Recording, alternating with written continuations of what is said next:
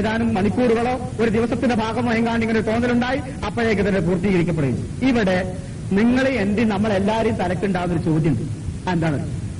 മുഹമ്മദ് മുസ്തഫ സല്ലല്ലാഹു അലൈഹി വസല്ലമയെ പോലെയുള്ള ഒരു പ്രവാചകന് ഇങ്ങനത്തെ ഒരു സിഹിർ ആരെങ്കിലും ചെയ്തൊരു സിഹിർ ബാധിക്കുകയാണെങ്കിൽ അദ്ദേഹം വഹി അനുസരിച്ച് പറയുന്നത് സംസാരിക്കുമ്പോൾ അതിൽ തെറ്റുകൾ സംഭവിക്കാൻ സാധ്യതയില്ലേ? അല്ലാതെ പ്രവാചകനല്ലേ ഇദ്ദേഹം? അങ്ങനെ സംഭവിക്കാമോ? അങ്ങനെ സംഭവിച്ചെന്ന് പറയാൻ പറ്റുമോ? അല്ലെങ്കിൽ സാധ്യമാണോ എന്നൊക്കെയാണ്. ഒന്ന് സാവധാനം നോക്കുക. ഒരു ഹദീസ് അത് നാം സ്വീകരിക്കുന്നതിനെടുക്കുന്ന മാനദണ്ഡം ആ ഹദീസിന്റെ പരമ്പര ശരിയാണോ എന്നാണ്. സനദ് എന്ന് പറയും അറബിയിൽ. വീട്ടിലല്ല ഞാൻ ഒരു വാദവും പറയാതിരിക്കാൻ എനിക്ക് പറ്റില്ല. സനദ്, അതായത് ഇമാം ബുഖാരി റിപ്പോർട്ട് ചെയ്യുന്ന ഒരു ഹദീസിൽ ബുഖാരി മുതൽക്ക് നബി വരെ എത്തുന്ന ഗുരുനാഥന്മാരുടെ ഒരു ശൃംഖലയുണ്ടാവും. ആ ശൃംഖലയിലെ എല്ലാ ആളുകളും സത്യസന്ധരാണെങ്കിൽ ആ ഹദീസ് സഹിയാണെന്ന് പറയും, സ്വീകരിക്കപ്പെടുകയും ചെയ്യും. മുസ്ലിം ലോകത്തൊരു പൊതു തീരുമാനമുണ്ട്. സഹീഹുൽ ബുഖാരിയിലും സഹീഹുൽ മുസ്ലിമിലും റിപ്പോർട്ട് ചെയ്യപ്പെട്ട എല്ലാ ഹദീസുകളും സഹീഹാണ്, സ്വീകാര്യോഗ്യമാണ്, എല്ലാ ഹദീസുകളും. എന്നാൽ സഹീഹുൽ ബുഖാരിയിൽ ബുഖാരിയുടെ അഭിപ്രായങ്ങളുണ്ട്. പരമ്പര കൂടാതെ റിപ്പോർട്ട് ചെയ്യപ്പെട്ട വരികളുണ്ട്, അവയെ പറ്റിയല്ല. പരമ്പരയോടുകൂടി റിപ്പോർട്ട് ചെയ്യപ്പെട്ട സകല ഹദീസുകളും സഹീഹാണ് എന്നാണ്. അതുകൊണ്ട് ഈ ഹദീസ് പരമ്പര അടിസ്ഥാനത്തിൽ സഹിയാണ്. ബുഖാരിയും ഈ ഹദീസ് ഉദ്ധരിക്കുന്നു, മുസ്ലിമും ഉദ്ധരിക്കുന്നു. രണ്ടുപേരും കൂടി ഉദ്ധരിച്ച ഹദീസ് സഹിയാണ്. പരമ്പര പ്രകാരം ഈ ഹദീസ് തള്ളിക്കളയാൻ പറ്റില്ല. പിന്നെ നോക്കാനുള്ള ഖുർആനെതിരാണോ ഒരു ഹദീസ് എന്നാണ്. ഖുർആനിൽ പറഞ്ഞതിനെതിരായിട്ടൊരു ഹദീസ് വന്ന് ഹദീസ് സ്വീകരിക്കേണ്ടതാണ്. ഖുർആനിൽ പറഞ്ഞില്ലേ, അവർ ആക്ഷേപം പറഞ്ഞില്ലേ നബിക്ക് സിഹിർ പറ്റിയിട്ടുണ്ട്. അതാ മുശ്രിക്കുകൾ പറഞ്ഞ നബിക്ക് സിഹിർ പറ്റിയിട്ടുണ്ട്, അങ്ങനത്തെ ഒരാളാണ്. പിന്നെ നമ്മൾ കുറെ കാലം കഴിഞ്ഞിട്ട് പറഞ്ഞു നബിക്ക് സിഹിർ പറ്റി എന്ന് പറഞ്ഞാൽ അത് യോജിച്ചു വരില്ലേ എന്നാണ്. ഒരു വ്യത്യാസമുണ്ട്. മക്ക മുശ്രിക്കുകൾ നബി സല്ലല്ലാഹു അലൈഹി വസല്ലമയെ പറ്റി സിഹിർ പറ്റി എന്ന് പറഞ്ഞത് മക്ക ജീവിത കാലഘട്ടത്തിലാണ്. ഈ സംഭവം നടക്കുന്നത് മദീനയിൽ വെച്ചാണ്. എന്ന് വെച്ചാൽ നബിയെ പറ്റി സാഹിർ എന്നോ ഖുർആനെ പറ്റി സിഹിർ എന്ന ആക്ഷേപം ഒരു മുശ്രിക്കും പറയാതെ അതൊക്കെ അവസാനിപ്പിച്ച ഒരു കാലഘട്ടം. അങ്ങനെ ഉണ്ടല്ലോ ചില ആക്ഷേപം ചില ആളുകൾക്ക് നേരെ ഉന്നയിച്ചു. അല്ലാഹുവിന്റെ റസൂലിന്റെ സിഹിർ ബാധിച്ചു എന്ന് വാദിക്കുന്നവൻ, ആ രീതിയിൽ പ്രവാചകനെ ഉപമിക്കുന്നവൻ പിഴച്ചു പോകുമെന്ന ഖുർആൻ പറഞ്ഞത്. ഞങ്ങളാരും പറഞ്ഞതല്ല. റസൂലുള്ളാഹിക്ക് സിഹിർ ബാധിച്ചു എന്ന് വാദിക്കുന്ന ആളുകളെ കുറിച്ച് പരിശുദ്ധ ഖുർആൻ പറഞ്ഞ എന്താ നിങ്ങൾ? അവർ വഴിപിഴച്ചവരാണ്. ഒരിക്കലും നേർമാർഗം പ്രാപിക്കാൻ അവർക്ക് സാധ്യമല്ല. ഖുർആൻ ഏറ്റവും മോശപ്പെട്ട വർണ്ണന പറഞ്ഞ രണ്ടു കൂട്ടരെ പറ്റിയാ. കഴുതാന്നും വിളിച്ചു, നായേന്നും വിളിച്ചു. ഞാൻ അങ്ങനെ പറയുമ്പോൾ ഖുർആനെ പറ്റി മോശപ്പെട്ട വിചാരം വിചാരിക്കണ്ട, ഇന്റെ വാക്കിന്റെ മോശാന്ന് വിചാരിച്ചാൽ മതി. വളരെ മാന്യായിട്ടാ ഖുർആൻ പറഞ്ഞേ. കഴുതയുടെ പുറത്ത് ഗ്രന്ഥം കെട്ടിക്കൊടുത്ത് കഴുതയ്ക്ക് യാത്രയാക്കിയാൽ കഴുത ലോക്ക്ഡാവോ? വൈദ്യശാസ്ത്ര ഗ്രന്ഥവും പേര് 24 മണിക്കൂറല്ല 24 കൊല്ലം നടന്ന കഴുത ഡോക്ടറാവൂലല്ലോ. എന്താണ് പുതുമ നഷ്ടപ്പെടാത്ത ഖുർആന്റെ പ്രയോഗം? എന്നാലേ വേദഗ്രന്ഥം തൊക്കിൽ വെച്ചിങ്ങനെ നടക്കണില്ല ഒരു കൗമ്. നിങ്ങളെന്ന് പറഞ്ഞില്ല കേട്ടോ. ഒരു കൂട്ടര് മുമ്പുള്ളവരെ പറഞ്ഞേ, എന്നാ ഓൻ ഇതേമാതിരി തന്നെയാണെന്ന് പറഞ്ഞു ഖുർആൻ. വല്ലാത്തൊരു വാക്കാണ്, വല്ലാത്തൊരു വാക്കാണ്. വേദം കയ്യിലുണ്ടായി ഖുർആന്റെ ആൾക്കാരായി ജീവിച്ചിട്ട് ഖുർആൻ ആയത്തിന്റെ ആശയം കണ്ട് തലേക്ക് മനസ്സിലാക്കാൻ നേരം കണ്ടില്ലെങ്കിൽ പിന്നെ ഇപ്പൊ കഴുതാന്ന് വിളിക്കേണ്ടി വരൂലേന്നാ ഖുർആന്റെ സ്വരം. നിങ്ങൾ എന്നോട് വിഷമിച്ചിട്ട് കാര്യമില്ല. ഇത് അള്ളാന്റെ കിതാബാ. കേൾക്കാനും ചിന്തിക്കാനും ഒരു അവസരം അള്ള നൽകിയെങ്കിൽ അൽഹംദുലില്ലാ. തീരുമാനം എടുക്കേണ്ടത് നിങ്ങളാ. അതിനൊരു നല്ല മുഹൂർത്തം കാത്തിരുന്ന മുഹൂർത്തം വരൂല. ഇത് ഇതിനേക്കാളേറെ ഇടങ്ങേറിക്കഞ്ഞും പോകും. അങ്ങനെ എന്നാൽ കേട്ടോ, റഊഫ് മദനിക്ക് ഈ വിഷയത്തിലുള്ള കാഴ്ചപ്പാട് ഇതിനുള്ളത്. ഇതിന് വിപരീതമായിട്ട് ഖുർആനിൽ വന്നതിന് വിപരീതമായിട്ട് ഒരു സഹീഹായ ഹദീസിലും ഒരു വാർത്ത ഉണ്ടാവില്ല.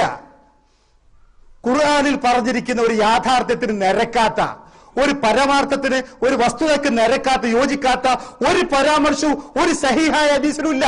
ബുഖാരി മുസ്ലിമിലും ഉണ്ടാവില്ല. റഊഫ് മദനി പ്രസംഗിച്ചതിൽ യാതൊരു തെറ്റുമില്ല. റഊഫ് മദനിയുടെ വാദം വളരെ കൃത്യമാണ്. ആ വാദത്തോട് ഞങ്ങൾക്കൊരു എതിർപ്പുമില്ല. റഊഫ് മൗലവി പറഞ്ഞ ആ വാദത്തോട് 100% ഞങ്ങൾ യോജിക്കും. ഒന്ന് ആ സൂക്ഷ്മത ഉണ്ടാകുക. മറ്റൊന്ന്, ശൈത്താന് കടന്നു വരാൻ പറ്റാത്ത വിധം ഒരു സുരക്ഷിതത്വം നമ്മളെടുത്ത് ഉണ്ടാവുക എന്നാണ്. അതെന്താണ്? ഇപ്പൊ വീട്ടിൽ കടന്നു വരുമ്പോ ദിക്ർ എല്ലാം വേണ്ടി പറഞ്ഞു. ഭക്ഷണം താഴ്ത്തു വീണ എടുത്ത് തിന്നണം എന്ന് പറഞ്ഞ് കളയരുത്, ശൈത്താന് കൊടുക്കല്ലേ എന്ന് പറഞ്ഞ്. നിലത്ത് വീണ ഭക്ഷണം അതിന്റെ ആ കച്ചറുള്ള ഭാഗം കളഞ്ഞിട്ട് തിന്നാ പറഞ്ഞു. ഞാനല്ല, അള്ളാന്റെ റസൂൽ. തനി കച്ചറയിൽ വീണാ പോയി. ഡൈനിങ് ടേബിളിൽ വീണ സാധനം കൂടി എടുത്ത് തിന്നൂ നമ്മള്. മോശാണെന്നാ. വൃത്തിയുള്ള ഡൈനിങ് ടേബിളിൽ വീണ സാധനം രണ്ടാമത് എടുത്ത് തിന്നാൽ വഷളാണോലോ. അള്ളാന്റെ റസൂല് പറഞ്ഞത് അതിലെ കച്ചറുള്ള ഭാഗം കടന്നിട്ട് തിന്നേക്ക്. അതാ റസൂലിന്റെ മര്യാദ പഠിപ്പിച്ചു തന്നത്. ഭാര്യയെ സമീപിക്കുമ്പോൾ ദിക്റെല്ലാം പറഞ്ഞു, സൂക്ഷിച്ചോളൂ, ശ്രദ്ധിച്ചോളൂ, അത് ചൊല്ലിക്കൊണ്ട് വേണമെന്നുള്ളത്. അപ്പൊ എവിടെയൊക്കെയാണ് ആ പിന്നെ സൂക്ഷിക്കാനും ശ്രദ്ധിക്കാനും പറഞ്ഞ ആ സുരക്ഷിതത്വങ്ങൾ അത് പാലിച്ചുകൊണ്ട് പോവുക. ഇവരൊക്കെ പറയുന്നത് എന്താ? നബിക്ക് സിഹർ പാലിച്ചു, അപ്പൊ നബിക്ക് ഈ കാവലുകൾ ലഭിച്ചില്ലേ? ഇവരെങ്ങനെ സമൂഹത്തെ കൊണ്ടുപോകുന്നത്? പ്രവാചകൻ മുഹമ്മദ് മുസ്തഫ സല്ലല്ലാഹു അലൈഹി വസല്ലമയെ നിന്ദിക്കുന്നു ഇവർ. പ്രവാചകന്മാരെ നിന്ദിച്ചാൽ കുഫറാണ് എന്നാണ് മുസ്ലിം ലോകം ഏകാഭിപ്രായപ്പെട്ടുള്ളത്. കുഫറാണത് എന്ന് ആ തരത്തിലേക്ക് ഇവർ അറപ്പതിക്കുന്നു സുഹൃത്തുക്കളെ. ഇനിയോ ഇത്തരത്തിലുള്ള വാദങ്ങൾ, ആദർശത്തിന് നിരക്കാത്ത വാദങ്ങൾ ഉന്നയിച്ചിട്ട് റൌഫ് മൗലവിനെ ഇടക്കിടക്ക് കൊണ്ടുവരും. റൌഫ് മൗലവി പറഞ്ഞിട്ടുണ്ട്, അത് ഖത്തറിലുള്ള വക്താവാണല്ലോ. എന്നാ റൌഫ് മൗലവി എന്താ പറഞ്ഞോന്ന് കേൾക്കൂ നിങ്ങള്. നബിക്ക് സിഹിർ പറ്റി തോന്നലുണ്ടായി എന്ന് പറയുന്നത് ബുദ്ധിക്ക് നിരക്കാത്തതല്ലോ. എന്താ കാരണം? ഖുർആൻ നേരത്തെ ചൊല്ലിത്തന്നു മൂസാ നബി അലൈഹി സ്വലാമിന് തോന്നലുണ്ടായി എന്ന് പേടിച്ചു എന്ന്. അതുപോലെ മറ്റൊരു പ്രവാചകനും തോന്നലുണ്ടായി എത്ര പറഞ്ഞു? അദ്ദേഹത്തിന് വേറെ ഒന്നും ചെയ്തിട്ടില്ല. തോന്നലുണ്ടായി, താൻ ചെയ്ത കാര്യം ചെയ്തോ ചെയ്യാത്ത കാര്യം ചെയ്തില്ലേ എന്നൊരു തോന്നലുണ്ടായി. അത് മാനുഷികമാണ്. ഇദ്ദേഹം മനുഷ്യനാണ്, മലക്കല്ല, മറവി സംഭവിക്കാറുണ്ട്, എറിഞ്ഞ് മേല് തട്ടിയാൽ വേദനിക്കും. അതുപോലെ ഇദ്ദേഹത്തിന് ഇതുണ്ടായി, ഒരു കുഴപ്പമില്ല, സംഭവിച്ചേക്കാവുന്നതാണ്, സംഭവിക്കാവുന്നതാണ്, ഉണ്ടാവാം ബുദ്ധിപരമായി. അദ്ദേഹത്തിന് പോട്ടെ നിങ്ങൾക്ക് ബാധിക്കുവോ? നിങ്ങൾക്കൊന്നും ബാധിക്കൂല, മുഹമ്മദ് നബിക്ക് ബാധിച്ചു അല്ലേ? നബിനേക്കാൾ വലിയ ഈമാൻ നിങ്ങൾക്ക്. അപ്പം നിങ്ങളെന്നെ പറയാം ഈമാനുള്ളവന് സിഹർ വലിച്ചില്ല എന്ന് പറഞ്ഞോ? നിങ്ങൾ എഴുതിയോ? ഇതെന്താ നബിക്ക് വലിച്ചു എന്ന് അറിയണത്? നിങ്ങൾക്ക് വലിച്ചൂലല്ലേ? ഫലിക്കാത്ത സിഹർ എങ്ങനെ മഹാപാപത്തിലുണ്ട്? അല്ലപ്പം പറയാൻ ശിർക്ക് മഹാപാപത്തിലുണ്ടത്? വിശ്വാസമുള്ളവനെ വലിച്ചു, ആൺകുട്ടിയേക്ക് വലിച്ചോ? നിരീശ്വരവാദിക്ക് സിഹർ വലിച്ചോ? നിങ്ങൾ കേട്ടില്ല നിരീശ്വരവാദിക്ക് സിഹർ വലിച്ചത്? ഇനി സുന്നിക്കനെ രഹസ്യമായി ചെയ്യാൻ പറ്റൂല. സിഹർ വലിച്ചിട്ട് പറയാൻ പാണക്കാട്ടേക്ക് പോകുന്നുണ്ടല്ലോ, മാലെടുത്തോളൂ കൊണ്ടുവന്നോളീന്നറിയും. ആ മാലെടുത്ത സുന്നിയാണ് ഈ പഴിച്ചും മാറ്റുന്നോളും. നിരീശ്വരവാദി മുജാഹിദ് ചൊക്കും വരൂല. അപ്പൊ സിഹിർ വിശ്വാസമാണ്, വിശ്വാസപരമായി വിശ്വാസമുള്ള ഒരു പലിക്ക മാനസികമാണ് എന്നർത്ഥം. അതാ നിരീശ്വര നിർമ്മതവാദിക്ക് സിഹിർ വലിച്ചു കൊടുക്കണോ? ഓന് അഭൗതിക മാർഗത്തിലും വിശ്വാസമല്ല, അവന് വലിച്ചൂല. ഇത് വിശ്വാസം, വിശ്വാസത്തിന്റെ വില പഠിച്ചു ഞാൻ പറഞ്ഞിട്ടില്ലല്ലോ. വിശ്വാസം ഉള്ളവർ പഠിച്ചു, ഏതും പഠിച്ചു. സിഹിർ മാത്രമല്ല, ഏഷണി നബീമത്തൊക്കെ പഠിച്ചു. ഞങ്ങൾ വേണമെങ്കിൽ എഴുതാ ശബാബിൽ എഴുതി തന്നെ ഞങ്ങൾക്ക് സിഹിർ പഠിച്ചൂല, അത് ദുർബല വിശ്വാസിക്കേ പഠിച്ചുള്ളൂ എന്ന് പറഞ്ഞിട്ട് അടുത്ത ശബാബിലാണെങ്കിൽ ഞാൻ എഴുതി റിപ്പോർട്ട് ചെയ്തു. അത് നിങ്ങൾ അൽമനാറൊന്ന് എഴുതിയിരിക്കും. നിങ്ങൾ നബിക്ക് സിഹിർ പറ്റി തോന്നലുണ്ടായി എന്ന് പറയുന്നത് ബുദ്ധിക്ക് നിരക്കാത്തതല്ലോ. എന്താ കാരണം? ഖുർആൻ നേരത്തെ ചൊല്ലിത്തന്നു മൂസാ നബി അലൈഹി സ്വലാമിന് തോന്നലുണ്ടായി എന്ന് പേടിച്ചു എന്ന്. അതുപോലെ മറ്റൊരു പ്രവാചകനും തോന്നലുണ്ടായി എത്ര പറഞ്ഞു? അദ്ദേഹത്തിന് വേറെ ഒന്നും ചെയ്തിട്ടില്ല. തോന്നലുണ്ടായി, താൻ ചെയ്ത കാര്യം ചെയ്തോ ചെയ്യാത്ത കാര്യം ചെയ്തില്ലേ എന്നൊരു തോന്നലുണ്ടായി. അത് മാനുഷികമാണ്. ഇദ്ദേഹം മനുഷ്യനാണ്, മലക്കല്ല, മറവി സംഭവിക്കാറുണ്ട്, എറിഞ്ഞ് മേല് തട്ടിയാൽ വേദനിക്കും. അതുപോലെ ഇദ്ദേഹത്തിന് ഇതുണ്ടായി, ഒരു കുഴപ്പമില്ല, സംഭവിച്ചേക്കാവുന്നതാണ്, സംഭവിക്കാവുന്നതാണ്, ഉണ്ടാവാം ബുദ്ധിപരമായി. മുഹമ്മദ് ദുർബല വിശ്വാസിയാണെന്ന് ചോദിക്കുക. ഖുർആനായിട്ടുള്ള ബന്ധം, ഖുർആൻ അതിന് വലിയൊരു സുരക്ഷിതത്വ ശൈത്താന്റെ രക്ഷപ്പെടാനുള്ള ഖുർആൻ. അതിന് ആ ഖുർആൻ ഓതുകയും പഠിക്കുകയും സൂറത്തുൽ ബഖറയൊക്കെ താമസ സ്ഥലത്ത് വെച്ച് ഓടാൻ പറഞ്ഞാണ് നബി സല്ലല്ലാഹു അലൈഹി വസല്ലം. റൂമിൽ നിന്ന് ഖുർആൻ ഓതാൻ പറഞ്ഞാണ് സൂറത്തുൽ ബഖറ. എന്തിനറിയോ? ശൈത്താന്റെ ശരന്ന് രക്ഷപ്പെടാൻ. അവനാ താമസിക്കുന്ന സ്ഥലത്ത് ഇടയ്ക്കിടക്ക് ഖുർആൻ സൂറത്തുൽ ബഖറ വീട്ടിൽ റൂമിൽ ഓതണം. എന്തിന്? ആ താമസം, അത് ഫാമിലി ആയാലെങ്കിലും ആ റൂമിൽ ശൈത്താൻ വരാണ്ടിരിക്കാൻ, ശൈത്താന്റെ ശരന്ന് രക്ഷപ്പെടാൻ. ആയത്തുൽ കുർസി, അങ്ങനെ ഖുർആൻ കുറെ ഭാഗം പറഞ്ഞല്ലോ അവ. പിന്നെ അതാ സമയത്ത് പറഞ്ഞിരിക്കുന്ന രക്ഷ തേടാൻ വേണ്ടി ഇസ്തിആസത്ത് ഖുർആൻ ഓതുമ്പോ അഊദുബില്ലാഹി മിനശ് ശൈത്താനിർ റജീം പറഞ്ഞു. വീട്ടിൽ നിന്ന് പുറത്തിറങ്ങുമ്പോ ബിസ്മില്ലാഹ് തവക്കൽതു അലല്ലാഹ് എന്ന് പറഞ്ഞ് ഇറങ്ങാൻ പറഞ്ഞു. ബാത്റൂമിൽ കിടക്കുമ്പോ അഊദുബില്ലാഹ് ഖുബ്സിൽ ഖബായിസ് വരാൻ പറഞ്ഞു. ഇറങ്ങുമ്പോൾ ഉഫ്രാനൊക്കെ പറയാൻ വേണ്ടി പറഞ്ഞു. ഉറങ്ങാൻ കിടക്കുമ്പോൾ ദിക്റെല്ലാം പറഞ്ഞു. ഈ ദിക്റുകൾ സത്യത്തിൽ പിശാചിനെ ആട്ടി അകറ്റിയാണ്. അവന് ഒരു പ്രതീക്ഷയില്ല കൊടുക്കൂല നമ്മൾ. എന്നിട്ട് വരണ്ടന്റെ അടുത്തേക്ക് നമ്മൾ പറഞ്ഞത് ഓരോ സമയം നമ്മൾ കിടക്കാൻ പോകുമ്പോൾ നമ്മൾ അതൊക്കെ ചൊല്ലി പറഞ്ഞു കിടന്ന നല്ല സ്വപ്നങ്ങൾ, ദുസ്വപ്നങ്ങളൊന്നുമില്ല, ബേജാറുള്ളൊന്നുമില്ല, ശാന്തമായ ഉറക്കം. അപ്പോ ആ അർത്ഥത്തിൽ ഈ പറഞ്ഞ വിഷയങ്ങളുടെ വീക്ഷണത്തിൽ പിന്നെ അവലംബം വെച്ചുകൊണ്ട് ജീവിതത്തിന്റെ എല്ലാ സമയത്തും ഒരു ബോധം ഉണ്ടാവുക നമുക്ക്. എനിക്കത്രേ ഉള്ളൂ ഒരു ബോധം, ഇങ്ങനെ ഒരുത്തൻ നമ്മളെ കൂടെ ഉണ്ട്. എന്താ മനസ്സിലായത്? പിശാചിന്റെ ഉപദ്രവം ഇല്ലാതിരിക്കാൻ എന്തൊക്കെ വേണ്ടത്? ശിർക്ക് ചെയ്യാൻ പാടില്ല, അള്ളാഹുവിൽ തവക്കുൽ ചെയ്യണം, നല്ല ഈമാൻ വേണം, പിശാചിന് ഇഷ്ടപ്പെട്ട ഒരു പ്രവർത്തനവും ചെയ്യാൻ പാടില്ല. അതിന്റെ അടുത്ത വാചകോ? ഇനി ഞാൻ ഈ ഖുറാനിൽ വന്ന കാര്യങ്ങളൊന്ന് പഠിക്കാൻ മെനക്കെട്ടോ നമ്മൾ 2 മിനിറ്റ്. എന്താ മനസ്സിലാവുക? സിഹിർ എന്നൊരു പറഞ്ഞ വസ്തുതയുണ്ട് എന്ന് ഖുറാൻ അംഗീകരിക്കുന്നു. പഠിക്കാനും പഠിപ്പിച്ചു കൊടുക്കാനും പറ്റുന്ന പറഞ്ഞാൽ ദീനിയായി അനുവദനീയം എന്നർത്ഥമില്ല, സാധിക്കുന്ന ഒരു വിജ്ഞാനം. എന്തെല്ലാം ദുൽമ് മനുഷ്യന്മാർ അങ്ങോട്ടും ഇങ്ങോട്ടൊക്കെ ചെയ്യേണ്ടി ദുനിയാവില്, ആ കൂട്ടത്തിലൊരു ദുൽമ് സിഹിർ കൊണ്ട് ദുൽമ ചെയ്യുക. അങ്ങനത്തെ ഒരു വിജ്ഞാനം, ഒരു അറിവ്, ഒരു സംഗതി ഉണ്ട് എന്ന് ഖുർആൻ അംഗീകരിക്കുന്നു. സിഹിർ ഇല്ല എന്ന് പറയാൻ നടക്കുന്ന ഖുർആൻ അതുണ്ടെന്ന് പറയും. ഉണ്ട്, സംഗതി ഉണ്ട്, അങ്ങനെ കാര്യമുണ്ട്. സമാധാനമായിട്ടോ എന്ന് വിചാരിക്കണ്ട. നമ്മൾ വിചാരിച്ച എല്ലാം കൂടി തലയിലുണ്ട് എന്നല്ല, സിഹിറുണ്ട്. അടുത്ത വിഷയം പറഞ്ഞ് സിഹിറാണ്. സിഹിറിന് രക്ഷ കിട്ടാൻ എന്തേ വേണ്ടതുള്ളൂ? പ്രാർത്ഥിക്കണം, അള്ളാഹുല് വിശ്വാസം വേണം, നല്ല ആദർശം വേണം, ആദർശ ശുദ്ധി വേണം. അതൊക്കെ ഉണ്ടെങ്കിൽ എന്തുണ്ടാവില്ല, സിഹിർ ബാധിക്കൂല, ഒരു അബദ്ധം ഉണ്ടാവില്ല, സിഹിർ കൊണ്ടുള്ള ഒരു ഉപദ്രവം ഏൽക്കേണ്ടി വരില്ല എന്ന് പ്രസംഗിക്കുകയും തൊട്ടുപറകെ മുഹമ്മദ് നബി സല്ലല്ലാഹു അലൈഹി വസല്ലമക്ക് വരെ സിഹിർ ബാധിച്ചു എന്ന് പറയുകയും ചെയ്യുമ്പോ എവിടെയാ നിൽക്കുന്നതെന്ന് കൂട്ടി വായിക്കാം. നോക്കൂ നിങ്ങൾ, നബിക്ക് സിഹിർ പറ്റി തോന്നലുണ്ടായി എന്ന് പറയുന്നത് ബുദ്ധിക്ക് നിരക്കാത്തതല്ലോ. എന്താ കാരണം? ഖുർആൻ നേരത്തെ ചൊല്ലിത്തന്നു മൂസാ നബി അലൈഹി സ്വലാമിന് തോന്നലുണ്ടായി എന്ന്, പേടിച്ചു എന്ന്. അതുപോലെ മറ്റൊരു പ്രവാചകനും തോന്നലുണ്ടായി എത്ര പറഞ്ഞു, അദ്ദേഹത്തിന് വേറൊന്നും ചെയ്തിട്ടില്ല. തോന്നലുണ്ടായി, താൻ ചെയ്ത കാര്യം ചെയ്തോ ചെയ്യാത്ത കാര്യം ചെയ്തില്ലേ എന്നൊരു തോന്നലുണ്ടായി. അത് മാനുഷികമാണ്. ഇദ്ദേഹം മനുഷ്യനാണ്, മലക്കല്ല, മറവി സംഭവിക്കാറുണ്ട്, എറിഞ്ഞ് മേല് തട്ടിയാൽ വേദനിക്കും. അതുപോലെ ഇദ്ദേഹത്തിന് ഇതുണ്ടായി, ഒരു കുഴപ്പമില്ല, സംഭവിച്ചേക്കാവുന്നതാണ്, സംഭവിക്കാവുന്നതാണ്, ഉണ്ടാവാം ബുദ്ധിപരമായി. ഇതുവരെ ശിർക്കിലേക്കുള്ള പോക്കായിരുന്നു. ഇപ്പോൾ പ്രവാചകന്മാരെ താറടിച്ചു കാണിക്കുന്നതിലേക്കാണ് ഈ യാത്ര. തുടരുന്നു ആ യാത്ര, ബാക്കി കേട്ടു. പിന്നെ നോക്കാനുള്ള ഖുർആനെതിരാണോ ഒരു ഹദീസ് എന്നാ? ഖുർആനിൽ പറഞ്ഞതിനെതിരായിട്ടൊരു ഹദീസ് വന്ന് ഹദീസ് സ്വീകരിക്കേണ്ടതാണ്. ഖുർആനിൽ പറഞ്ഞില്ലേ, അവർ ആക്ഷേപം പറഞ്ഞില്ലേ നബിക്ക് സിഹിർ പറ്റിയിട്ടുണ്ട്. അതാ മുശ്രിക്കുകൾ പറഞ്ഞു നബിക്ക് സിഹിർ പറ്റിയിട്ടുണ്ട്, അങ്ങനത്തെ ആളാണ്. പിന്നെ നമ്മൾ കുറെ കാലം കഴിഞ്ഞിട്ട് പറഞ്ഞു നബിക്ക് സിഹിർ പറ്റി എന്ന് പറഞ്ഞാൽ അത് യോജിച്ചു വരില്ലേ എന്നാണ്. ഒരു വ്യത്യാസം.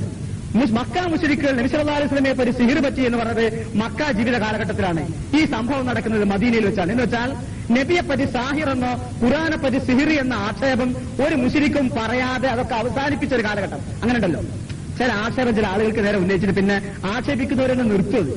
അതേമാതിരി ഇപ്പോൾ ഈ സംഭവം നടക്കുന്ന കാലഘട്ടത്തിൽ, മക്കം ഫത്ത് അടക്കമുള്ള വിജയങ്ങളൊക്കെ കഴിഞ്ഞ കാലഘട്ടത്തിൽ നബിയെ പറ്റി ഒരാൾ പോലും സാഹിറ എന്ന് പറയുന്നില്ല, നബിക്ക് സിഹിർ പറ്റി എന്ന് ആക്ഷേപിക്കുന്നില്ല, ഖുർആനെ പറ്റി ആരും സിഹിർ എന്ന് പറയാത്തൊരു കാലഘട്ടത്തിൽ ലേശം മണിക്കൂറുകൾ നേരം നബിക്കൊരു തോന്നൽ പോലെ ഉണ്ടായി എങ്കിൽ അത് ഖുർആനെതിരാവുന്നില്ല. ഇനി നോക്കാനുള്ളത് വഹിയിൽ വല്ല തകരാറും തെറ്റും വരില്ലെന്നാ. അത് റബ്ബ് കാത്തിട്ടുണ്ടല്ലോ, നീ ധൃതിപ്പെടേണ്ടതില്ല. ലാ തുഹർരിക് ബിഹി ലിസാനക ലിതഅജല ബിഹി ഇന്ന അലൈനാ ജംഅഹു വ ഖുർആന ഫൈദാ ഖറഅനാഹു ഫത്തബിഅ ഖുർആന സുമ്മ ഇന്ന അലൈനാ ബയാന. നീ എന്തിനാ നാവിട്ട് ചലിപ്പിക്കുന്നത് വഹി വേഗം പഠിക്കാൻ വേണ്ടി? ഇത് എന്റെ മനസ്സിൽ ഒരുമിച്ച് കൂട്ടി തരിക എന്നതും ചൊല്ലി തരിക എന്നതും വിശദീകരിച്ചു തരിക എന്നതും എന്റെ ബാധ്യതയാണ്. വിശുദ്ധ ഖുർആൻ കേടുകൂടാതെ നബി സല്ലല്ലാഹു അലൈഹി വസല്ലം മനസ്സിൽ സ്വരൂപിക്കുന്നതും നബി ഇത് പഠിച്ച് പറഞ്ഞു കൊടുത്ത് പ്രചരിപ്പിക്കുകയും പഠിപ്പിക്കുകയും ചെയ്യാന്നുള്ളത് പടച്ചോൻ ഏറ്റെടുത്ത കാര്യമാണ്. അതിന് തെറ്റുപറ്റില്ല. വല്ലാഹു യഅ്സിമുക്, അള്ളാഹു കാക്കും. അതുകൊണ്ട് അവിടെ തെറ്റുപറ്റും. അള്ളാന്റെ റസൂലിന് വരെ സിഹിർ ബാധിച്ചിട്ടുണ്ട് തുടങ്ങിയുള്ള ഒരുപാട് ആരോപണങ്ങൾ, അതിനൊക്കെ ചില വാറോലകൾ തെളിവുദ്ധരിച്ച് ആളുകളെ ഇപ്പോ വശത്താക്കണ പണിയാണ് വേറെ ഒരു ഭാഗത്ത് നടക്കുന്നത്. എന്താണെന്നറിയോ, ഹദീസ് ബുഖാരി ഒക്കെ ഒന്ന് എടുത്ത് എപ്പോഴെങ്കിലും ഒന്ന് എടുത്ത് മറിച്ചു നോക്കൂ. എത്രയാ ചർച്ച, എന്താണ് ഈ കാണാപ്പാട്? അദ്ദേഹം ആ പുസ്തകത്തിന്റെ തലക്കൽ പറയുന്നുണ്ട്, 16 വർഷം കൊണ്ടാണ് ഞാൻ ഈ പുസ്തകത്തിന്റെ ക്രോഡീകരണം പൂർത്തിയാക്കിയത്. 16 വർഷം.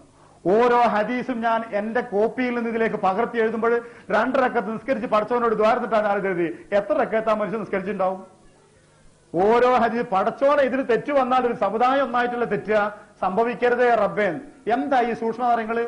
നേരത്തെ എഴുതി വെച്ച ഗ്രന്ഥങ്ങളിൽ നിന്നും അവരാണ് അധ്യാപകന്മാർ പഠിപ്പിച്ചെന്ന പാഠങ്ങളിൽ നിന്നും പഠിച്ചതിന് പുറമെ അന്ന് ഹദീസ് പാഠമുള്ള ആളുകൾ അരികിലൊക്കെ പോയി ചൊല്ലിപ്പഠിച്ചിട്ട് ഇത് ഉറപ്പ് വരുത്തിയിട്ട് അവർ ഹദീസുകൾ ക്രോഡീകരിച്ചത്. അങ്ങനെ ഇമാം ബുഖാരി, മുസ്ലിം, അബൂദാവൂദ്, തിർമിദി, ഇബ്നു മാജ, നസായി 6 പ്രസിദ്ധമായ ഹദീസിന്റെ ഗ്രന്ഥങ്ങൾ പിൽക്കാലങ്ങളിൽ ക്രോഡീകരിക്കപ്പെട്ടു. ഒരൊറ്റ ഹദീസ് പോലും നഷ്ടപ്പെടാതെ, പ്രവാചകന്റെ ഒരു വചനം പോലും നഷ്ടപ്പെടാതെ. അറിയോ നിങ്ങള്, മനുഷ്യ ചരിത്രത്തില് ഇത്ര വലിയൊരു സാഹസവും ത്യാഗവും പ്രവാചകന്റെ അനുയായികൾ പ്രവാചകന് വേണ്ടി ചെയ്തതല്ലാതെ ഒരു മഹാനും ഈ ദുനിയാവ് കിട്ടിയിട്ടില്ല, ഒരു സമുദായവും ചെയ്തിട്ടില്ല. അത്ര വലിയ പാരമ്പര്യത്തിന്റെ ആൾക്കാരാണ് നമ്മൾ. ആ പാരമ്പര്യം തിരിച്ചറിയാത്തവർ ആ പാരമ്പര്യത്തെ പുച്ഛിക്കുന്നു എന്നുള്ളതാ നമ്മുടെ കഷ്ടകാലം. ഇതൊന്ന് മനസ്സിലാക്കി ഓർമ്മയിൽ വെക്ക്. ഒരു വലിയ മഹാപാരമ്പര്യമുണ്ട് ഈ വിഷയത്തിൽ. ഇത് പറയാനാണ് ഞാനിത് വന്നത്. ആ ഖുർആനേക്കാൾ സ്വഹീഹായ ഒരു ഹദീസ് ഉണ്ടാകുമെന്ന് നമ്മൾ വിശ്വസിക്കുന്നില്ല. ആ ഖുർആന് വിരുദ്ധമായി എന്തൊക്കെ ഉദ്ധരണികൾ ആരൊക്കെ വായിച്ചു കൽപ്പിച്ചാലും വിശുദ്ധ ഖുർആന്റെ മുമ്പിൽ നിലനിൽക്കുവാൻ ആ തെളിവുകൾക്ക് സാധ്യമല്ലാത്തതുകൊണ്ട് റസൂലുള്ളാഹിക്ക് സിഹിർ ബാധിച്ചു എന്ന പരാമർശങ്ങളെ നമ്മൾ തള്ളിക്കളയും. ഇനിയുള്ളത്, ഇതിന് വിപരീതമായിട്ട് ഖുർആനിൽ വന്നതിന് വിപരീതമായിട്ട് ഒരു സഹീഹായ ഹദീസിലും ഒരു വാർത്ത ഉണ്ടാവില്ല. ഖുർആനിൽ പറഞ്ഞിരിക്കുന്ന ഒരു യാഥാർത്ഥ്യത്തിന് നിരക്കാത്ത, ഒരു പരമാർത്ഥത്തിന്, ഒരു വസ്തുതയ്ക്ക് നിരക്കാത്ത, യോജിക്കാത്ത ഒരു പരാമർശവും ഒരു സഹീഹായ ഹദീസിലും ഇല്ല, ബുഖാരി മുസ്ലിമിലും ഉണ്ടാവില്ല. അതുകൊണ്ട് ഈ വിഷയത്തിലും നമ്മുടെ ധാരണകൾ അവിടെ വെക്കുക, അള്ളാഹും റസൂലും പറഞ്ഞ് തീരുമാനിക്കാം, സ്വീകരിക്കാം. ഖുർആൻ പടച്ചതമ്പുരാൻ ജിബ്രീൽ മുഖേന നേർക്കുനേരെ അള്ളാഹുവിന്റെ പ്രവാചകർക്ക് ഇറക്കി കൊടുത്തിരിക്കുന്ന ദൃഷ്ടാന്തമാണ്. അത് അന്നു തന്നെ രേഖപ്പെടുത്തപ്പെടുകയും ചെയ്തു. എന്നാൽ ഹദീസ് ഗ്രന്ഥങ്ങളിലൂടെ നമുക്ക് ലഭിച്ചുകൊണ്ടിരിക്കുന്ന ഹദീസുകൾ പ്രവാചക തിരുമേനി സ്വല്ലല്ലാഹു അലൈഹി വസല്ലമയുടെ വാക്കുകളും പ്രവൃത്തികളും അനുവാദങ്ങളുമാണെങ്കിലും അത് രേഖപ്പെടുത്തപ്പെടുന്നത്, അത് ഗ്രന്ഥങ്ങളിലാകുന്നത് പ്രവാചക തിരുമേനിയുടെ മരണശേഷം പിന്നെയും വർഷങ്ങൾ, ചിലപ്പോൾ പതിറ്റാണ്ടുകൾ കഴിഞ്ഞിട്ടാണ്. സ്വാഭാവികമായ മാനുഷികമായ പോരായ്മകളും അബദ്ധങ്ങളും അതിൽ കടന്നുകൂടാമെന്ന് വിശ്വസിക്കുകയും എന്നിട്ട് അള്ളാഹുവിന്റെ ഖുർആനിൽ ഒരിക്കലും അബദ്ധം സംഭവിക്കില്ല എന്ന് ഉൾക്കൊണ്ടുകൊണ്ട് ആ ഖുർആനിന്റെ മാർഗം സ്വീകരിക്കാൻ നാം ശ്രമിക്കാതെ പോയാൽ വിശുദ്ധ ഖുർആന് വിരുദ്ധമായി സംസാരിച്ച് അക്രമികളും വഴിപടച്ചവരുമായി മാറേണ്ടി വരും എന്നതെങ്കിലും ഓർക്കാൻ നമുക്ക് സാധിക്കണം. സ്വാഭാവികമായ മാനുഷികമായ അബദ്ധങ്ങളും പോരായ്മകളും ഹദീസുകളിൽ സംഭവിക്കുമെങ്കിൽ ഇന്ന് നിലവിലുള്ള ഏത് ഹദീസ് ഗ്രന്ഥമാണ് ഈ ആരോപണത്തിൽ നിന്ന് മുക്തമായിട്ടുള്ളത്? കരിമ്പിലാക്കലിന്റെ ഈ വാദം തന്നെയല്ലേ ചെകനൂരികൾക്കുമുള്ളത്? ഈ വാദം അടിസ്ഥാനരഹിതമെന്ന് റഊഫ് മദനി. ലാ ഉൽഫിയന്ന അഹദക്കും, ഞാൻ നിങ്ങളിൽ ഒരാളെ കാണാൻ ഇടവരാതിരിക്കട്ടെ. നബി പറയാണ്, എന്റെ സമുദായത്തിലെ ഒരാളെ ഞാൻ കാണാൻ ഇടവരാതിരിക്കട്ടെ. എങ്ങനെ? മുത്തക്കിയൻ അല അരീക്കത്തിഹി, അയാൾ തന്റെ ചാരു കസേരയിൽ ചാരു ബെഞ്ചിൽ ചാരിയിരിക്കുന്നു. യഅ്തീഹിൽ അംറു മിൻ അംരി ഇമ്മ അമർതു ബിഹി ഔ നഹൈതു അൻഹു, ആ സമയത്ത് എന്റെ ഒരു കൽപ്പന, എന്റെ ഒരു കാര്യം, നബിയുടെ ഒരു പാഠം, ഒന്നുകിൽ നബി പഠിപ്പിച്ചത് അല്ലെങ്കിൽ വിരോധിച്ച ഒരു കാര്യം അയാൾ അരികിൽ വന്ന് ആരോ പറയുന്നു, ഇങ്ങനെ നബി പറഞ്ഞിട്ടുണ്ടല്ലോ. ഫയഖൂലു, അന്നേരം അയാളുടെ പ്രതികരണം, ലാ അദിരി, എനിക്കതൊന്നും അറിയില്ല. മാ വജദ്നാ ഫീ കിതാബില്ലാഹി തബഅനാഹു, അള്ളാന്റെ കിതാബിൽ ഖുർആനിൽ എന്താ ഉള്ളത് അത് മാത്രമേ ഞാൻ പിൻപറ്റുള്ളൂ എന്ന് ഒരാൾ പ്രതികരിക്കുന്നു. ഇങ്ങനെ പ്രതികരിക്കുന്ന ഒരാളെ എനിക്ക് കാണാൻ ഇടവരാതിരിക്കട്ടെ എന്ന് നബി സല്ലല്ലാഹു അലൈഹി വസല്ലം ഒരിക്കൽ പറഞ്ഞു. എന്നുവെച്ചാല് തന്റെ ചാരുബെഞ്ചിൽ ചാരി ഇരിക്കും നേരത്ത് എന്റെ നബി സല്ലല്ലാഹു അലൈഹി വസല്ലമ കൽപ്പിക്കുകയോ വിരോധിക്കുകയോ ചെയ്ത ഒരു വിഷയത്തെപ്പറ്റി, ഒരു കാര്യത്തെപ്പറ്റി ഒരാൾ അയാൾക്ക് അറിവ് കൊടുക്കുന്നു, പറഞ്ഞു കൊടുക്കുന്നു. ആ സമയത്ത് അയാൾ പറയുന്ന പ്രതികരണം, എനിക്കിതൊന്നും അറിയില്ല, നബി പറഞ്ഞതാണോ അല്ലയോ എന്ന് അന്വേഷിക്കാൻ എനിക്കത് കേൾക്കും വേണ്ട, അള്ളാന്റെ കിതാബിൽ എന്താ ഉള്ളത് അത് മാത്രമേ ഞാൻ സ്വീകരിക്കുകയുള്ളൂ എന്ന് പറയുന്ന ഒരാളെ ഞാൻ കാണാൻ ഇടവരാതിരിക്കട്ടെ എന്ന് നബി സല്ലല്ലാഹു അലൈഹി വസല്ലം പറഞ്ഞു. ഈ പറഞ്ഞ വാക്കിന്റെ അർത്ഥം എന്താണ്? ഞാൻ കാണാൻ ഇടവരാതിരിക്കട്ടെ എന്ന് നബി സല്ലല്ലാഹു അലൈഹി വസല്ലം പറയുന്ന വചനം ഒരു പ്രവചനമാണ്. പിന്നീട് സംഭവിക്കാൻ പോകുന്ന ഒരു സംഭവത്തെ പറ്റി നബി സല്ലല്ലാഹു അലൈഹി വസല്ലം പറഞ്ഞു വെച്ച ഒരു പ്രവചനമാണത്.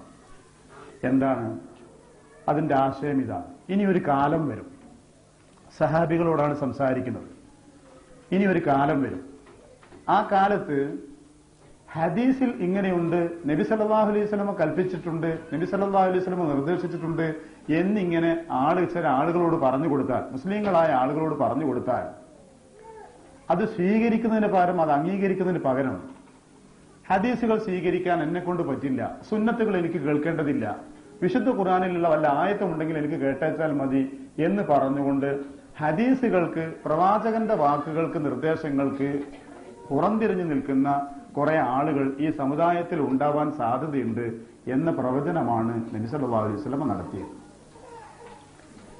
നബി നടത്തിയ ഒരു പ്രവചനവും നടക്കാതെ പോയിട്ടില്ല, പുലരാതെ പോയിട്ടില്ല, പുലർന്നുകൊണ്ടേയിരിക്കുന്നു. ബാക്കി ചിലത് പുലരും, അത് സംഭവിക്കുമെന്ന കാര്യവും ഉറപ്പാണ്. ഇത് പുലർന്നോ ഈ സംഭവം? ഖുർആനെ കണ്ടാല്, ഖുർആനിലെ ആശയം കണ്ടാല് പിന്നെ ഹദീസ് കാണുമ്പോൾ ഒച്ചാനിച്ച് നിൽക്കുന്ന സ്വഭാവം അവർക്ക് ഉണ്ടായിരുന്നില്ല. അതുകൊണ്ടാണ് ആദ്യകാല മുജാഹിദ് പണ്ഡിതന്മാർ മുഴുവൻ പറഞ്ഞത് സിഹിർ പലിക്കൂല, മുഹമ്മദ് നബിക്ക് സിഹിർ വലിച്ചാണ് ശരിയല്ല എന്ന് വെട്ടിത്തുറന്ന് അവർ പറഞ്ഞു. റസൂലുള്ളാഹിക്ക് സിഹിർ ബാധിച്ചു എന്ന പരാമർശങ്ങളെ നമ്മൾ തള്ളിക്കളയും. ഒരു ഹദീസ് എത്ര സ്വഹീഹാണെങ്കിലും, എത്ര സ്വഹീഹാണെന്ന് പറഞ്ഞാലും ആ ഹദീസ് ഖുർആന് വിരുദ്ധമാണെങ്കിൽ സ്വീകരിക്കണമെന്ന് എവിടുന്ന മനസ്സിലാക്കിയത്?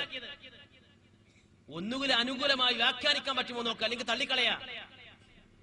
ഖുർആൻ പടച്ചതമ്പുരാൻ പടച്ചതമ്പുരാൻ ജിബ്രീൽ മുഖേന നേർക്കുനേരെ അള്ളാഹുവിന്റെ പ്രവാചകർക്ക് ഇറക്കി കൊടുത്തിരിക്കുന്ന ദൃഷ്ടാന്തമാണ്.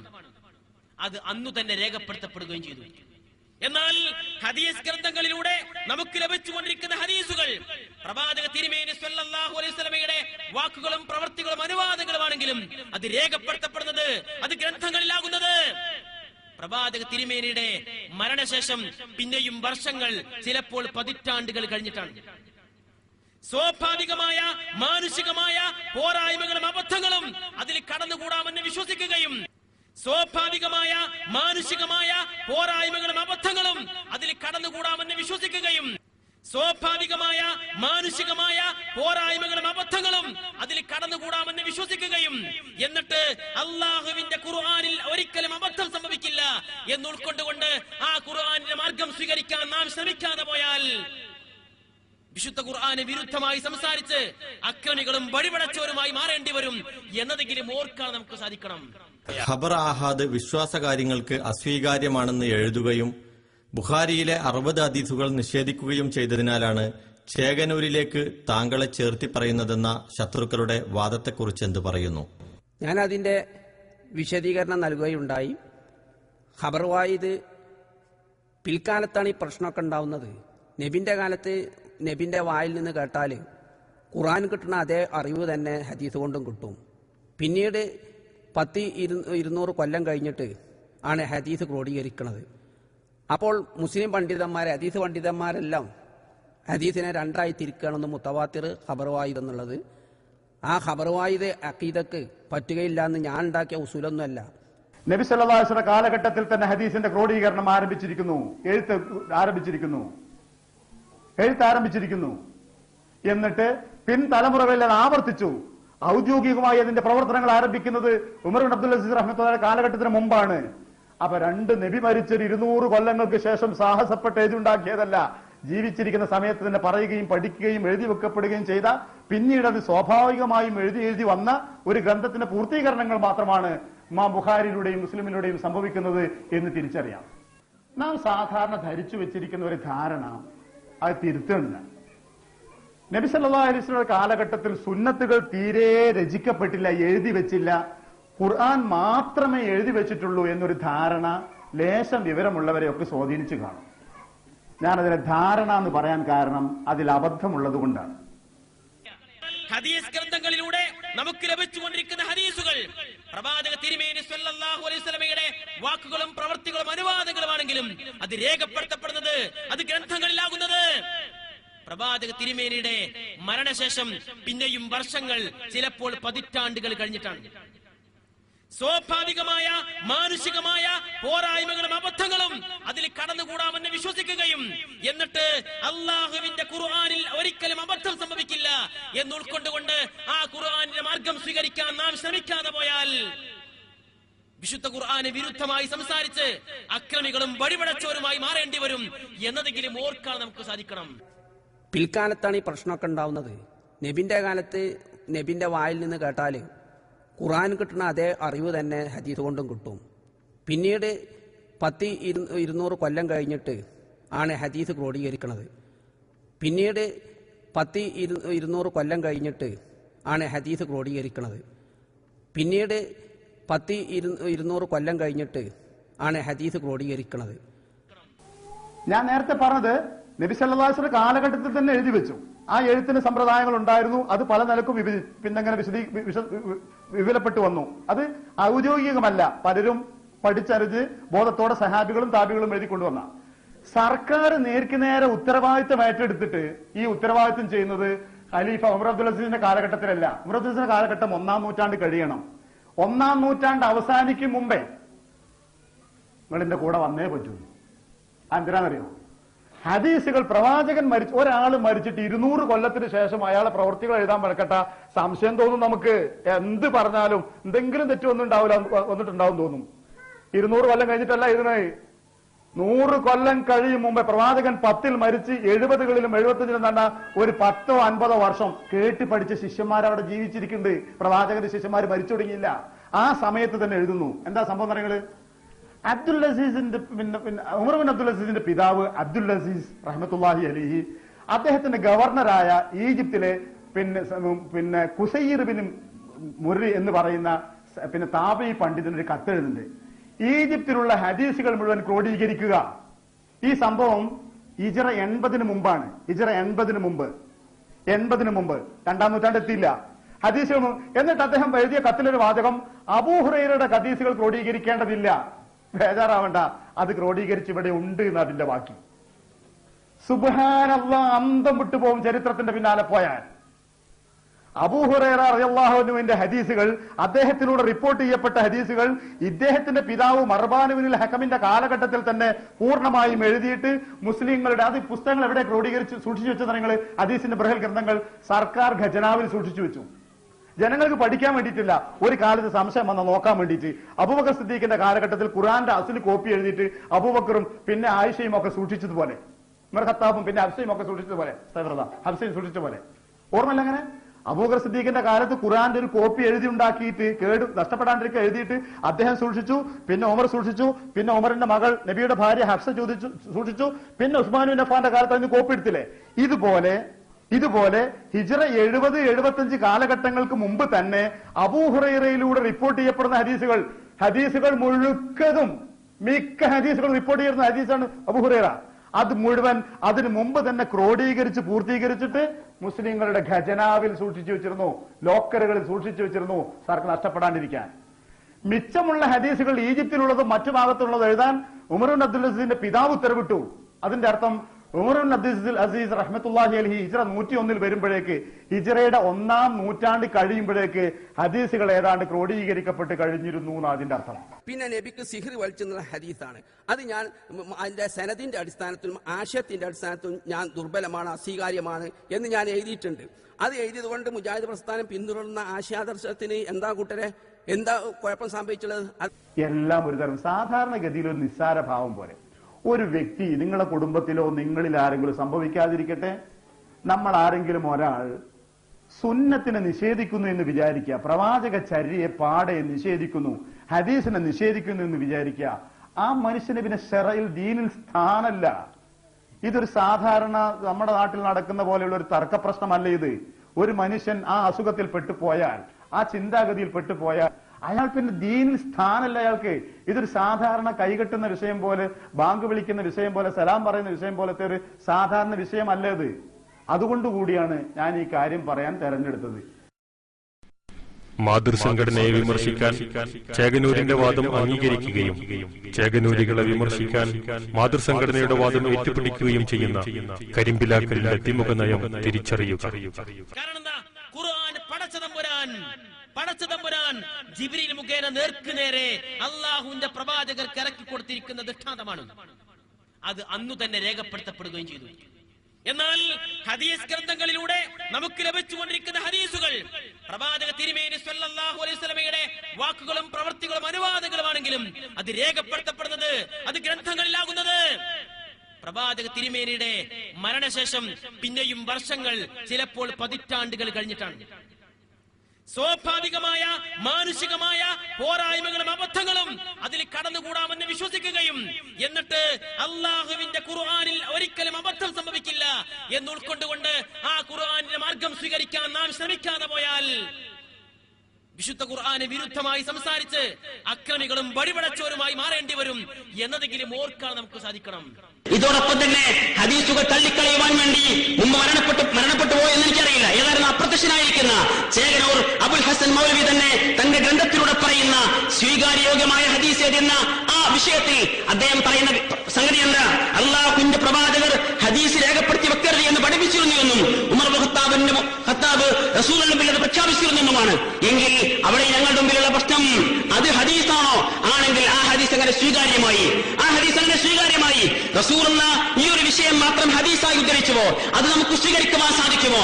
അതല്ല, റസൂലുള്ളാഹിയുടെ വാക്കുപോലും സ്വീകരിക്കുവാൻ സാധ്യമല്ലാത്ത ആളുകൾ ഉമർ ഖത്താബിന്റെ വാക്ക് സ്വീകരിക്കുമോ എന്നതിനും നമുക്ക് ഉത്തരം ലഭിക്കേണ്ടി വരും എന്നാണ് ശ്രദ്ധയിൽപ്പെടുത്താനുള്ളത്. അതുപോലെ തന്നെ റസൂലുള്ളാഹിയുടെ അവസാന കാലഘട്ടത്തിൽ സുപ്രധാനമായ പല വിഷയങ്ങളും ഖുർആന് പുറമെ തന്നെ പറഞ്ഞിരുന്നിട്ടും അത് രേഖപ്പെടുത്തപ്പെടാതെ പോയതിന്റെ അസാംഗത്വത്തെ കുറിച്ച് ഇവിടെ ചോദ്യം ചെയ്യപ്പെടുന്നുണ്ട്.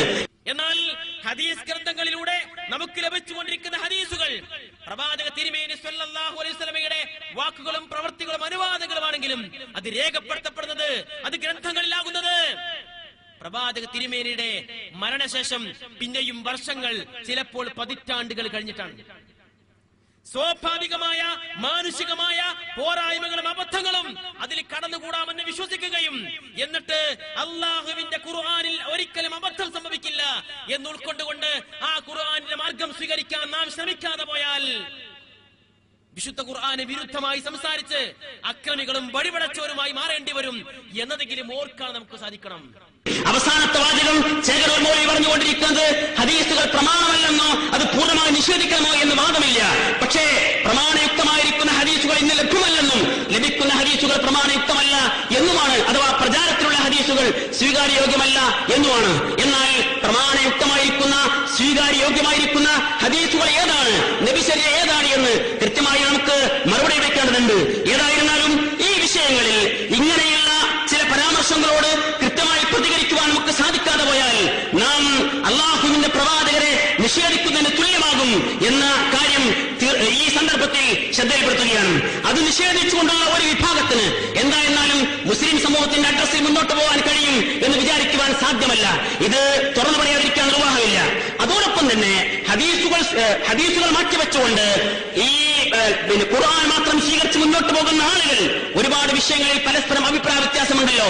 ആ അഭിപ്രായ വ്യത്യാസം ഖുർആൻ സ്വീകരിക്കുന്നതിൽ എങ്ങനെ സംഭവിച്ചതാണ് എന്ന് അവർക്ക് ഉത്തരം പറയാൻ സാധിക്കാറുണ്ട്.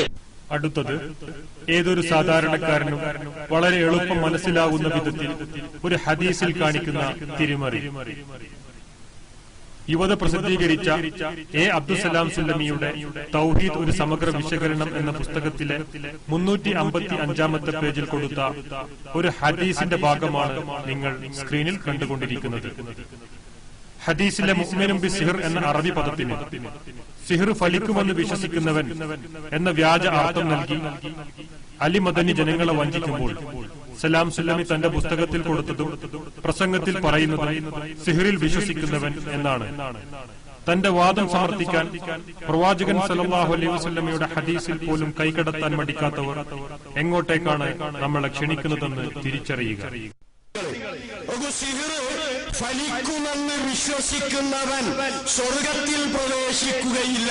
മുസ്നദ് അഹ്മദിൽ റിപ്പോർട്ട് ചെയ്തിട്ടുള്ള ഹദീസ് ഖാല റസൂലുള്ളാഹി സ്വല്ലല്ലാഹു അലൈഹി വസല്ലം ലാ യദ്ഖുലുൽ ജന്നത സാഹിബു ഖംസിൻ മുദ്മിനു ഖംറിൻ വലാ മുഅ്മിനുൻ ബിസിഹ്റിൻ വലാ ഖാതിഉ റഹ്മിൻ വലാ കാഹിനുൻ വലാ മന്നാനുൻ.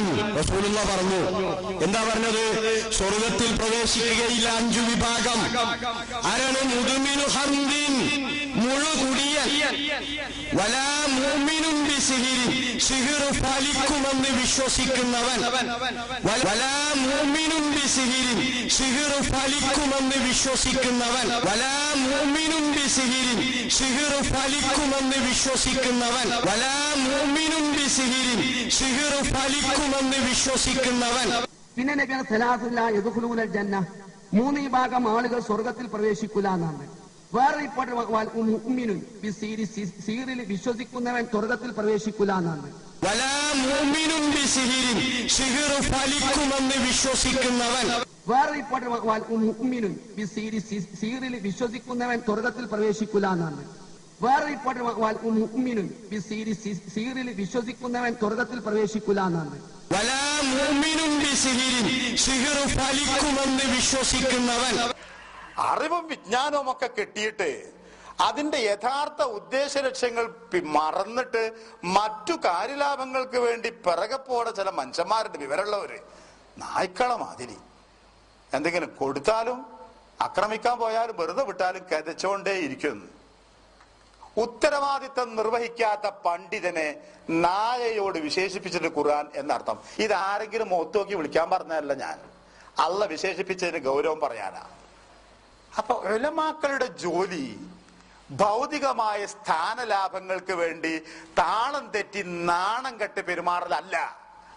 പ്രമാണങ്ങളിൽ ഇവർ കാണിക്കുന്ന കൈക്രിയകൾ മനസ്സിലാക്കിയ പ്രഗത്ഭ പണ്ഡിതനും വാഗ്മിയും ഒരു 10 പതിറ്റാണ്ടോളം മടവൂർ വിഭാഗം മുൻനിര നേതാവുമായിരുന്ന നാസിർ സുല്ലമി ആദർശ രംഗത്തെ ആഭ്യന്തര ശുദ്ധീകരണ ശ്രമത്തിനൊടുവിൽ മനംമടുത്ത് വസ്തുതകൾ വിശദീകരിക്കുന്നതിൽ നിന്ന് സിഹറുമായി ബന്ധപ്പെട്ട പ്രസക്ത ഭാഗമാണ് ഇനി കേൾക്കാൻ പോകുന്നത്. പിന്നീടാണ് CP ഉമർ സുലൈമി ഇവിടെ വരുന്നത്.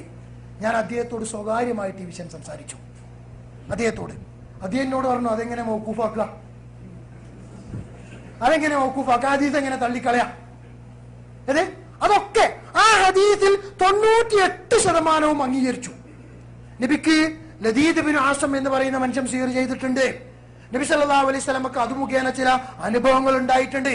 അങ്ങനെ ഉണ്ടാവാം, അതൊക്കെ സാധാരണയാണ്, അത്തരം സംഗതികളൊക്കെ സിഹറിനുണ്ട് എന്നൊക്കെ അംഗീകരിച്ചു.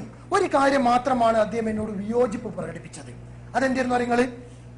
ലബീദ് ബിൻ ആസം എന്ന മനുഷ്യൻ സിഹർ ചെയ്ത കാരണത്താലാണ് നബി സല്ലല്ലാഹു അലൈഹി വസല്ലമക്ക് അങ്ങനെ തോന്നലുണ്ടായത് എന്ന് ആയിഷ ബീവിക്ക് എങ്ങനെ മനസ്സിലായി? എന്നാൽ എനിക്ക് സേവ ബാധിച്ച് ചെയ്യാത്ത പല കാര്യങ്ങൾ ചെയ്തതായി തോന്നി, അങ്ങനെ തോന്നിയിരുന്നു എന്ന് ആയിഷ റളിയല്ലാഹു കൂടെ വന്ന ഏതാനും ഹദീസുകളുണ്ട്. ആയിഷ റളിയല്ലാഹുവിനേക്കാൾ നബിക്ക് തോന്നിയത് എങ്ങനെയാണ് മനസ്സിലായത്? അത് സ്ഥിരപ്പെട്ടിട്ടില്ല. സംശയം മനസ്സിലായി നിങ്ങൾക്ക്? ആയിഷ ബീവിക്ക് എങ്ങനെയാണ് ഇത് മനസ്സിലായത്? അഭയാമനു സർ, ആയിഷ ബീവിക്ക് തന്നെയല്ലേ മനസ്സിലാകുക? കാരണം ആ സംഭവത്തിന്റെ പൂർണ്ണമായ രൂപം നബി സല്ലല്ലാഹു അലൈഹി വസല്ലം പറഞ്ഞു കൊടുത്തതായിരിക്കാം ആയിഷ ബീവിക്ക. പിന്നെയോ ആയിഷ ബീവിയുമായി ബന്ധപ്പെട്ട ഒരു വിഷയത്തിലാണ് നബി സല്ലല്ലാഹു അലൈഹി വസല്ലമക്ക് ആ തോന്നൽ ഉണ്ടായത്. അത് ആയിഷ ബീവിക്ക് തന്നെയല്ലേ പിന്നെ പറയാൻ അതിന് അർഹതയുള്ളത്? അങ്ങനെയല്ലെങ്കിൽ ആയിഷ ബീവി റസൂലുള്ളാഹിയുടെ പേരിൽ കളവ് പറഞ്ഞു എന്ന് നമ്മൾ വിശ്വസിക്കേണ്ടി വരൂലേ എന്ന് ഞാൻ അദ്ദേഹത്തോട് ചോദിച്ചു. അപ്പൊ അദ്ദേഹം എന്നോട് പറഞ്ഞു, നിങ്ങൾ ജസ്സാസിന്റെ അഹ്കാമുൽ ഖുർആൻ ഒന്ന് വായിക്കണം എന്നാണ്. ഞാൻ മനസ്സിലായിക്കോട്ടെ, വായിക്കാം. ഞാനത് വായിച്ചു. പിന്നെ എനിക്ക് കുറേ ദിവസം പണി അതിരുന്നു. കാരണം ഒരു 10-75 പേജ് ഉണ്ട്. ഇതൊക്കെ വായിച്ചു. ഒക്കെ വായിച്ചു കഴിഞ്ഞപ്പോ എന്താ നിങ്ങള്, ഇടക്കിടക്കൊക്കെ ഇതിനെ നിഷേധിക്കുന്ന സ്വരങ്ങളുണ്ട്. ആ സ്വരങ്ങൾ എന്റെ ഒരു പതിറ്റാണ്ടായി ഞാൻ സ്വീകരിച്ച ആ നയമനുസരിച്ച് അങ്ങോട്ടും ഇങ്ങോട്ടും ഇങ്ങനെ കൊണ്ടുപോയി നോക്കിയപ്പോ ഈ സംഭവം നിഷേധിക്കാൻ വേണ്ടി മുഅ്തസിലയാക്കൾ സ്വീകരിച്ച നയം എന്തൊക്കെയാണോ ആ നയമൊക്കെയാണ് ഏതിലുള്ളത്? ഈ അഹ്കാമുൽ ഖുർആനിൽ, ജസ്സാസിന്റെ അഹ്കാമുൽ ഖുർആനിലുള്ളത്. അപ്പൊ ഞാൻ ഒന്നും കൂടി അന്വേഷിച്ചു, ഇയാൾ ആരാണ്? അപ്പൊ എനിക്ക് കിട്ടി മൂപ്പരും മുഅ്തസിലയാണ്. കഴിഞ്ഞില്ലേ കഥ? അപ്പൊ അതോടുകൂടി ആ വിഷയം അവിടെ അവസാനിപ്പിച്ചു. അപ്പൊ ഇതാണ് ഈ വിഷയങ്ങളിലൊക്കെ തന്നെ എന്നെ പ്രേരിപ്പിച്ച ഘടകം. ഈ ബുക്കിൽ ഒരൊറ്റ സംഭവം കൂടി പറഞ്ഞിട്ട് ഞാൻ അവസാനിപ്പിക്കാം. എന്താ നിങ്ങള്, ഒരു ഖുർആൻ ആയത്ത് അഥവാ സിഹറിന് യാതൊരുവിധ യാഥാർത്ഥ്യവും ഇല്ല എന്ന് തെളിയിക്കാൻ വേണ്ടിയിട്ട് ഈ പുസ്തകത്തിൽ ഏകദേശം 35ഓളം പേജ് ചെലവാക്കിയിട്ട് 4 ഖുർആൻ ആയത്തുകൾ ദുർവ്യാഖ്യാനം ചെയ്തിട്ടുണ്ട്. ലൈഫായ 2 ഹദീത്തുകൾ സഹിയായ ഒരു ഹദീത്ത് നിഷേധിക്കാൻ വേണ്ടി ഇതിൽ കൊണ്ടുവന്നിട്ടുണ്ട്. ഇമാം ഖുർത്തുബിയെയും ഇമാം ഇബ്നു കസീറിനെയും ഇമാം റാസിയെയും ഇമാം ഷൗക്കാനിയെയും ഒക്കെ അവർക്കില്ലാത്ത വാദങ്ങൾ അവരുടെ വാദമായി ഈ ബുക്കിൽ കൊണ്ടുവന്നിട്ടുണ്ട്. അതുകൊണ്ടാണ് 2 ആഴ്ച മുമ്പ് ഇവിടെ ക്ലാസിക് ഹോട്ടലിന്റെ ഓഡിറ്റോറിയത്തിൽ വെച്ച് ഒരു ചോദ്യോത്തരം ഉണ്ടായി, മുഖാമുഖം. എന്റെ ചില സുഹൃത്തുക്കൾക്ക് വേണ്ടി ഞാൻ തന്നെ സംഘടിപ്പിച്ചതാണ്. അതിൽ വെച്ച് ഞാൻ അദ്ദേഹത്തോട് ഞാൻ ഒരു പൊതു പരസ്യമായിട്ട് എന്നോണം പറഞ്ഞു, എനിക്ക് ആ വിഭാഗത്തെ ആളുകളോട് വട്ടത്തിലിരുന്ന് ചർച്ച നടത്തണം. ഇതിലെ അവസാനത്തെ ഈ ഭാഗം ഓരോ വാചകവും വായിച്ച് അതിന്റെ മൂലഗ്രന്ഥവുമായി താരതമ്യപ്പെടുത്തിയൊരു പഠനം നടത്തണം. ഒരു ഗണ്ണന മണ്ണനൊന്നുമല്ല, തർക്കിക്കാനും ജയിക്കാനൊന്നുമല്ല. ഇതിൽ പറഞ്ഞ ഓരോ ഉദ്ധരണിയും ഞാൻ പറയട്ടെ 80% തികച്ചും നിരുത്തരവാദപരമായ വിധത്തിൽ തെറ്റിദ്ധരിപ്പിക്കുന്ന ഉദ്ധരണികളാണ് ഇതിൽ കൊടുത്തിട്ടുള്ളത്. ആകെ കൃത്യമായിട്ടുള്ള ഒരു ഉദ്ധരണി ഏതാ നിങ്ങള്? ഷെയ്ഖ് മുഹമ്മദ് അബ്ദുവിന്റെ തഫ്സീറുൽ ഖുർആനിൽ നിന്നെടുത്തൊരു ഉദ്ധരണി.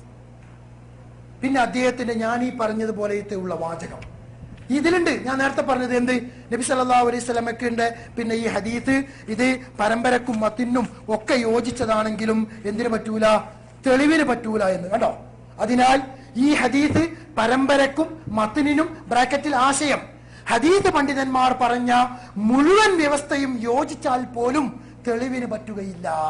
കാരണം എന്താ? അതിന് മുമ്പ് പറഞ്ഞ നിബന്ധന അനുഭവത്തിനും ബുദ്ധിക്കും അതുകൊണ്ടാണ് മൂപ്പര് വെല്ലുവിളിക്കണതേ, നിങ്ങൾ എനിക്ക് സിഹിർ ചെയ്യും, നിങ്ങൾ ഇന്ന കൊല്ലി, ഞാനിവിടെ വെച്ച പേന പിന്നെ ഇടവണ്ണ മറ്റോടത്തോടെ കൊണ്ടുപോയി എന്നിങ്ങനെ വെല്ലുവിളിക്കണത്.